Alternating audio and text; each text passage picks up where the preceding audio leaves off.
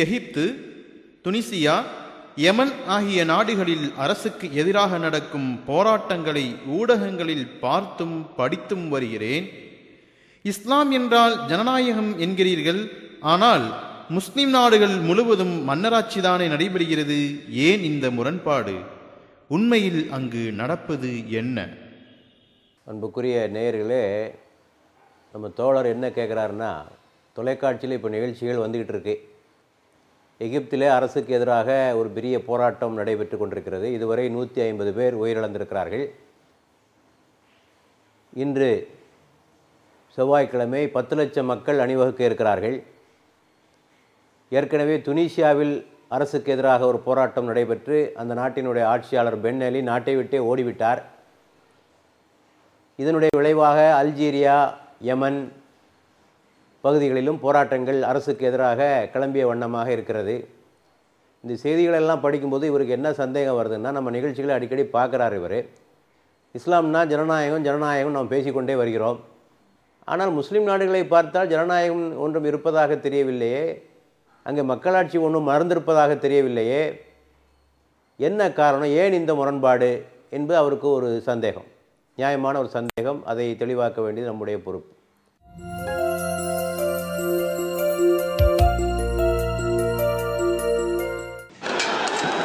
For every punch, for every blast of tear gas from the police, the protesters have come back in greater numbers with greater conviction and growing influence.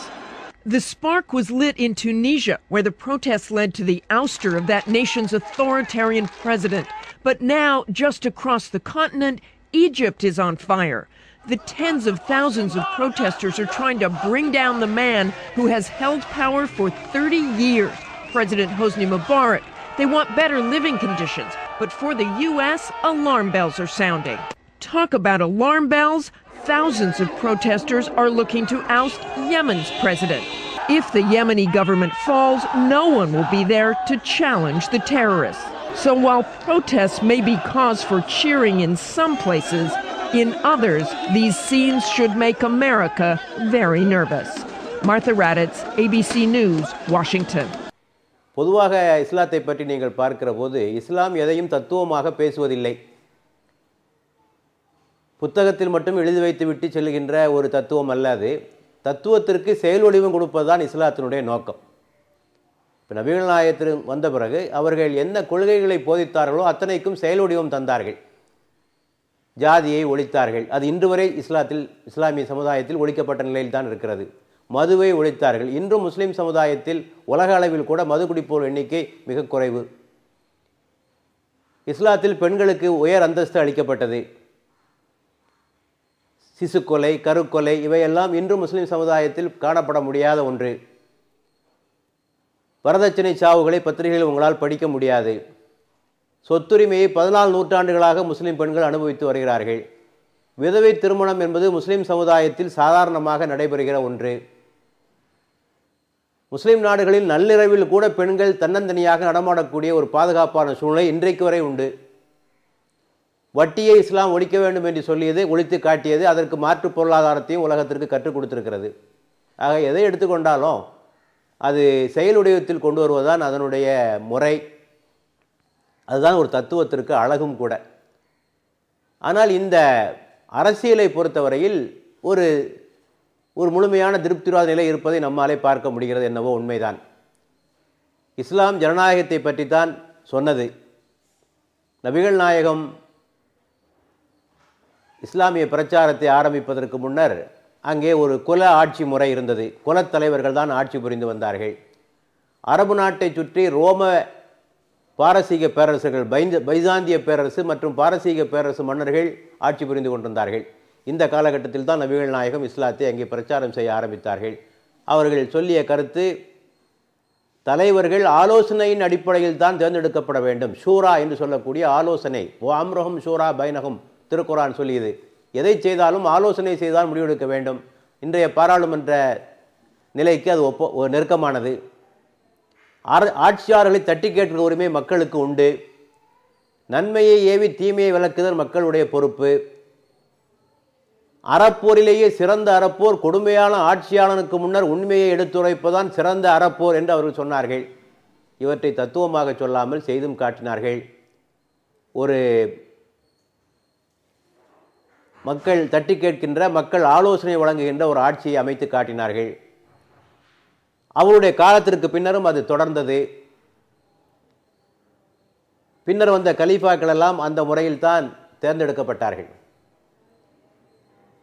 ஆனால் பின்னர் சற்று அங்கே விலகல் ஏற்பட்டது. இஸ்லாத்தினுடைய இந்த அரசியல் கோட்பாட்டிலிருந்து முஸ்லிம்கள் கொஞ்சம் கொஞ்சமாக விலகிச் செல்ல ஆரம்பித்தார்கள். கலீஃபா அலியினுடைய காலத்திலேயே முஆவியா என்பவர் தன்னை கலீஃபாவாக பிரகடனப்படுத்தி கொண்டார். அதற்கு பின்னர் தனது மகன் யசீதை கலீஃபா என்று அவர் பிரகடனப்படுத்தினார். மக்களை கலக்காமலே பாரம்பரியத்தின் முறையில் தனது மகனை கலீஃபாவாக நியமித்தார். இதனை எதிர்த்துத்தான் நபிகள் நாயகத்தினுடைய பேரர் ஹுசைன் அவர்கள் யசீதுக்கு எதிராக மிக பெரும் போராட்டத்தை நடத்தினார்கள். அதிலே அவர் தனது உயிரையும் நீத்தார். அந்த நாளைத்தான் இன்று முஸ்லிம்கள் முஹர்ரம் 10 அன்றைக்கு அந்த நினைவு நாளை அவர்கள் அனுஷ்டித்து வருவதை உங்களாலே பார்க்க முடிகிறது. ஆக அன்றிலிருந்து அந்த இஸ்லாமிய அந்த ஜனநாயகம் கொஞ்சம் கொஞ்சமாக வீழ்ச்சி அடைந்தது. வீழ்ச்சி அடைந்த பிறகு பின்னர் மன்னராட்சி அங்கே வேரூன்றியது. பல்வேறு வகையான ஆட்சியாளர்கள் அங்கே தோன்றினார்கள். பின்னர் அதனை தொடர்ந்து காலனி ஆதிக்க ஆட்சி முறை வந்தது. எல்லா நாடுகளைப் போலவே முஸ்லிம் நாடுகளிலும் காலனி ஆதிக்கத்திற்கு எதிராக ஒரு மிக பெரும் போராட்டத்தை, சுதந்திர போராட்டத்தை நடத்தினார்கள். அதிலிருந்து விடுதலையும் பெற்றார்கள். விடுதலை பெற்ற பிறகு அங்கு ஜனநாயகம் வந்திருக்க வேண்டும். ஆனால் வரவில்லை. காரணம் என்னவென்று சொன்னால், இந்த வெள்ளைக்காரர்கள் அந்த நாடுகளை விட்டு வெளியே செல்கிற போது அங்கே உள்ள தங்களுக்கு சாதகமாக தங்களுக்கு உடன்படுகிற, தாங்கள் சொன்னால் தலையாட்டுகிற பொம்மைகளை அந்த நாட்டிலே ஆட்சியாளராக நியமித்து விட்டு போனார்கள். பப்பட் ரெஜிம்ஸ் என்று சொல்லுவோமே, அப்படிப்பட்டவர்களை வைத்து விட்டு போனார்கள். காலனியை விட்டு ஆதிக்கம் சென்றாலும் ஒரு புதிய காலனி ஆதிக்க முறை, நியோ காலனிசம் என்று சொல்லக்கூடிய முறையில் அவர்கள் நேரடியாக ஆட்சி புரிய மாட்டார்கள். அவருடைய தலைமை பீடங்களிலே உட்கார்ந்து கொண்டு இந்த மன்னர்களை ஆட்டுவிப்பார்கள். தங்கள் சொல்லுக்கு வளைந்து கொடுக்கிறவர்களை எல்லாம் ஆட்சியிலே நியமித்தார்கள்.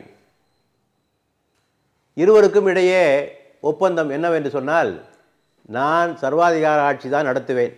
முஸ்லீம் ஆட்சியாளர்கள் சொன்னது, சர்வாதிகார ஆட்சி நடத்துவோம், ஆனால் உங்களுடைய வசதிகளை எல்லாம் நாங்கள் பார்த்துக்குருவோம்.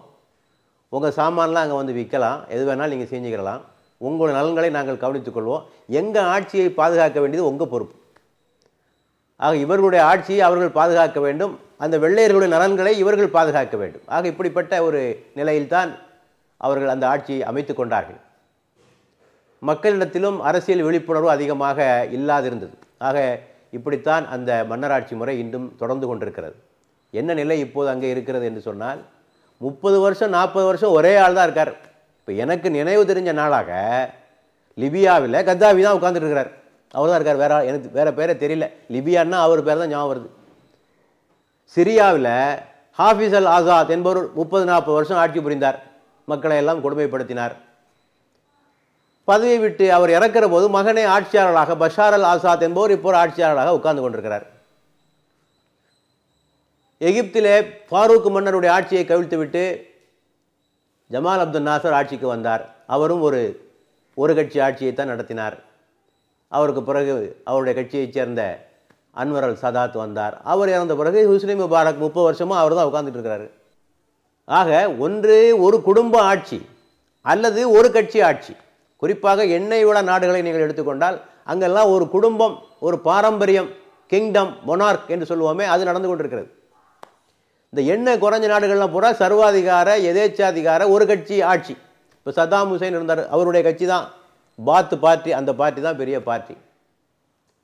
லிபியாலே அப்படித்தான், எல்லாம் ஒரு கட்சி ஆட்சி அவர்கள் நடத்தி கொண்டிருப்பார்கள். எலெக்ஷன் ஒரு பேருக்கு ஒரு தேர்தல் நடக்கும். முடிவு என்ன இருக்குன்னு தெரியுமா? 99% வாக்குகள் இவர்களுக்கு விழுந்தன என்று ஒரு அறிவிப்பு வரும். எப்படி தேர்தலில் 99 உலகத்தில் எங்கேயாவது நடக்குமா? அதான் ஒருவர் நகைச்சுவையாக சொன்னார், அது யார் அந்த 1% ஓட்டு எதிர்த்து போட்டது? ஒரு ஆள், அந்த ஆட்சியாளருடைய மனைவி போட்ட ஓட்டுன்னு சொன்னார். அந்த ஆட்சியாளருடைய மனைவி அந்த பொம்பளைக்கு மட்டும்தான் தைரியம் இருந்தது இவருக்கு எதிராக ஓட்டு போடுவதற்கு என்று. ஆக ஒரு போலியான மக்களை ஏமாற்றுகிற ஒரு தந்திர நடவடிக்கைகளை கையாண்டு தேர்தல் நடத்தும். தேர்தல்னா எப்படி இருக்குன்னு தெரியுமா? 2 பேர் போட்டியிடுறதில்லை, ஒரு ஆள் நிற்பார், ஹுஸ்னி முபாரக் நிற்பார். ஹுஸ்னி முபாரக்கை ஆதரிக்கிறீர்களா எதிர்க்கிறீர்களா, இதான் ஓட்டு, வேற ஓட்டு கிடையாது. அவருக்கு ஆதரவா எதிர்ப்பா. இது உலகத்தில் இப்படியாவது தேர்தலை எங்கேயாவது கேள்விப்பட்டிருக்கிறீர்களா? ஆக இப்படி மக்களை போட்டு அவர்கள் கொடுமைப்படுத்தினார்கள். இன்னும் சிலர் இருக்கிறார்கள், அவர்களுடைய நாட்டில் இஸ்லாத்தினுடைய சில பகுதிகளை அவர்கள் அமுல்படுத்துவார்கள். இஸ்லாமிய தண்டனை முறை, கிரிமினல் சிஸ்டம் அங்கே அமுலிலே இருக்கும். ஆபாசம் இருக்காது, மது இருக்காது, பாராட்டுக்குரியதான், நிச்சயமாக பாராட்டித்தான் ஆக வேண்டும். ஆனால் ஜனநாயகம் என்று வருகிற போது அது விடை பெற்றுவிடும். அவருடைய குடும்ப ஆட்சி தான் அங்கே இருக்கும். அந்த விஷயத்தில் அரசாங்கத்தை யாரும் தட்டி கேட்க முடியாது. ஆக அவர்கள் இஸ்லாத்தில் ஒரு பகுதியை ஏற்றுக்கொள்கிறார்கள், ஒரு பகுதியை நிராகரிக்கிறார்கள். குர்ஆனே அதை கண்டிக்குது. நீங்கள் வேதத்தில் ஒரு பகுதியை ஏற்றுக்கொண்டு இன்னொரு பகுதியை நீங்கள் நிராகரிக்கின்றீர்களா? அப்போ தூமினல் விபாதல் கித்தாபி ஒ தக்ஃபுரூன பிபாத். ஆக இந்த மன்னர்கள் இஸ்லாத்தினுடைய சில பகுதியில் எடுத்துக்கொண்டார்கள். மதுவை ஒழிப்பது, ஆபாசத்தை ஒழிப்பது, குற்றங்களுக்கு தண்டனை, இஸ்லாமிய தண்டனை தருவது என்ற ஒரு பகுதி எடுத்துக்கொண்டார்கள். ஆனால் தங்களை தட்டி கேட்கிற உரிமையை மக்களுக்கு அவர்கள் தரவில்லை.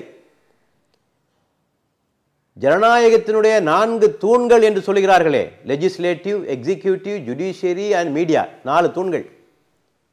பாராளுமன்ற அமைப்பு, அதிகார வர்க்க அமைப்பு, நீதிமன்ற அமைப்பு, ஊடகம், இந்த 4மே அங்கு முடக்கப்பட்டு விட்டது. 4ம் குடும்பங்கள் தான் குடும்பங்களுடைய கட்டுப்பாட்டில் தான் இருக்கின்றன,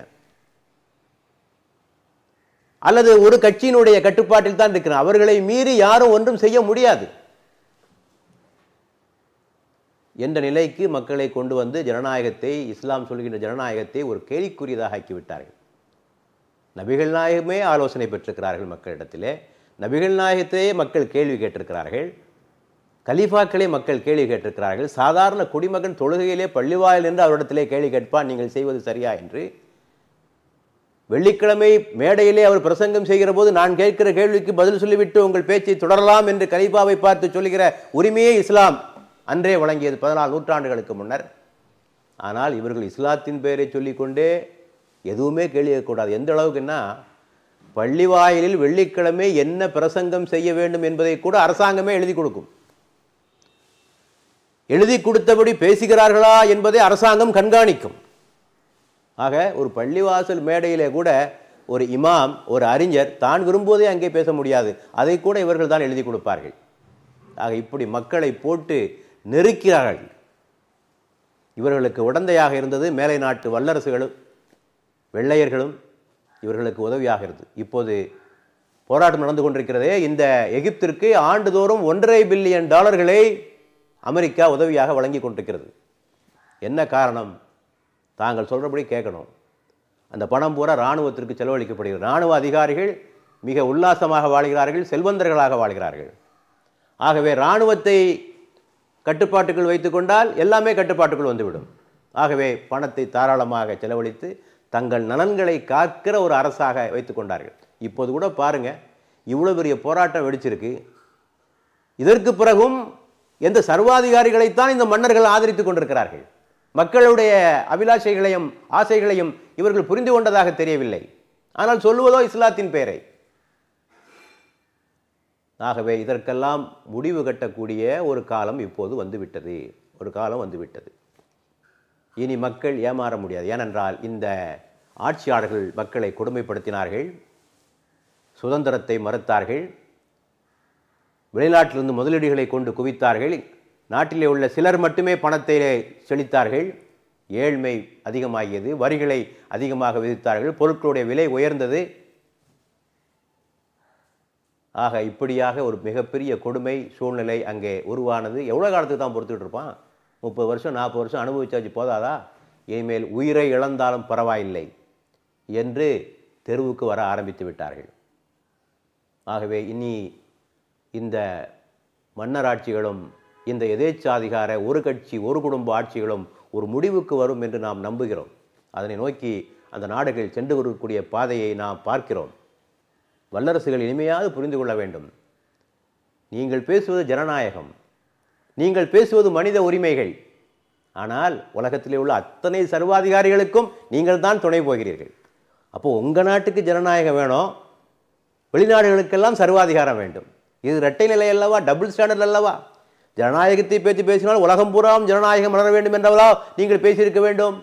இப்போது கூட அமெரிக்கா சொல்லவில்லையே ஹொஸ்னி முபாரக் கீழே இறங்க வேண்டும் என்று இன்று வரை சொல்லவில்லையே. ஆக நீங்கள் செல்வமாக இருக்க வேண்டும் என்று சொன்னால் உலகத்திலே சர்வாதிகாரிகள் இருந்தால் தான் உங்களுக்கு வசதி. ஏன்னா சர்வாதிகாரி இருந்தால் நீங்கள் சொல்கிறபடி கேட்பான். ஜனநாயகவாதி ஆட்சியிலே கொண்டு அமர்த்தினால் அவன் கேட்க மாட்டான், உங்கள் சொல்கிறபடி கேட்க மாட்டான். ஏனென்றால் அடுத்த தேர்தலில் அவன் மக்களை சந்திக்க வேண்டும். ஆகவே உங்களுக்கெல்லாம் அவன் வளைந்து கொடுக்க மாட்டான். ஆகவே சர்வாதிகாரிகள் இருப்பது ஏகாதிபத்தியவாதிகளுக்கு வசதியான ஒன்று. ஆகவே தான் உலகத்தில் உள்ள எல்லா சர்வாதிகாரிகளையும் ஆதரிப்பாது யார் என்றால் ஜனநாயகம் பேசுகின்ற மேலை நாடுகள் தான். பிலிப்பைன்ஸிலுடைய மார்க்கோஸை ஆதரித்தது யார்? ஈரானிலே உள்ள ஷா மன்னருடைய கொடுங்கோன்மையை ஆதரித்தது யார்? எல்லா கொடுமைக்காரனுக்கு பின்னாலேயும் இந்த ஏகாதிபத்தியவாதிகள் தான் இருப்பார்கள். அதற்கெல்லாம் ஒரு முடிவு கட்டுகின்ற ஒரு காலம் வந்துவிட்டது. இனியும் மக்களை ஏமாற்ற முடியாது. என்ன சொல்லி ஏமாத்துறான் உலகத்தை பூரா? அரபு நாடுகளில், முஸ்லீம் நாடுகளில் ஜனநாயகம் வந்துவிட்டால் அங்கே இஸ்லாமியவாதிகள் ஆட்சிக்கு வந்து விடுவார்கள், அது மிகப்பெரிய ஆபத்தாக ஆகிவிடும். ஆகவே நாம் அங்கே ஜனநாயகம் வளரவிடக்கூடாது என்று இவர்கள் உலகத்தை ஏமாற்றி கொண்டு வருகிறார்கள். எந்த இஸ்லாமிய இயக்கத்திற்கும் வன்முறையில் நம்பிக்கை கிடையாது, முதலாவதாக புரிந்து கொள்ள வேண்டும். இன்றைக்கு உலகத்திலே இஸ்லாமிய இயக்கங்கள் என்று சொன்னால் மிக முன்னணியிலே இருக்கின்ற 2 இயக்கங்கள், ஒன்று ஜமாத்தே இஸ்லாமி, இன்னொன்று இஹ்வானுல் முஸ்லிமீன். இவர்கள் ஒருபோதும் வன்முறை பாதையை தேர்ந்தெடுத்தது கிடையாது. வன்முறையின் மூலமாக காரியங்களை சாதிக்கலாம் என்று அவர்கள் நம்பியது கிடையாது. மக்களை வன்முறையின்பால் தூண்டியதும் கிடையாது. மக்களை அறிவுபூர்வமாக உணர்த்தி மாற்றங்களை கொஞ்சம் கொஞ்சமாக கொண்டு வர வேண்டும், ஜனநாயக ரீதியில் போராடித்தான் வர வேண்டும் என்பதுதான் அவருடைய வழிமுறை. எந்த வன்முறையிலேயாவது இந்த இயக்கங்களுடைய பேர் எப்போதாவது வந்திருக்கிறதா? யாராவது சொல்ல முடியுமா? ஆகவே இனியும் இப்படி பூச்சாண்டி காட்டி மக்களையும் உலகத்தையும் நீங்கள் ஏமாற்றி கொண்டிருக்க வேண்டாம். மக்களுடைய ஆசைகளுக்கு நீங்கள் வழிவிட்டு அந்த நாடுகளில் அவர்கள் விரும்புகிற ஆட்சியை அமர்த்துவதற்கு நீங்கள் உதவி செய்யுங்கள். உங்களுடைய மூக்குகளை நுழைத்து அந்த மக்களுடைய ஆசைகளை கெடுத்து விடாதீர்கள். ஆகவே இந்த இஸ்லாம் சொல்லுகிற இந்த ஜனநாயகம் தான் இந்த நாடுகளுக்கு ஏற்றது. இத்தனை காலம் அவர்கள் மன்னராட்சி பாதையிலே சென்றிருந்தார்கள். இப்போது அவர்கள் ஜனநாயக பாதைக்கு திரும்ப விரும்புகிறார்கள். அவருடைய ஜனநாயக போராட்டம் வெற்றி பெற வேண்டும் என்று நாம் இறைவனிடத்திலே பிரார்த்தனை செய்வோம். அவர்களுடைய போராட்டத்திற்கு நாமும் துணையாக இருப்போம்.